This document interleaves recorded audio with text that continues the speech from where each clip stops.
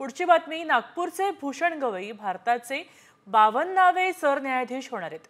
विद्यमान सरन्यायाधीश संजीव खन्ना हे 13 मे रोजी निवृत्त होत आहेत आणि त्यानंतर गवई यांची सर्वोच्च न्यायालयाच्या न्यायाधीशपदी 24 मे 2019 मध्ये नियुक्ती झाली होती। आता ते 14 मेला सरन्यायाधीश पदाची शपथ घेतील, तर 23 नोव्हेंबर 2025 ला निवृत्त होतील।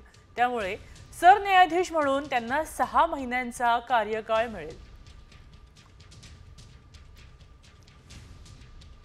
अमरावतीत जन्म झालाय त्यांचा। 1985 मध्ये वकिलीची सुरुवात झाली आहे।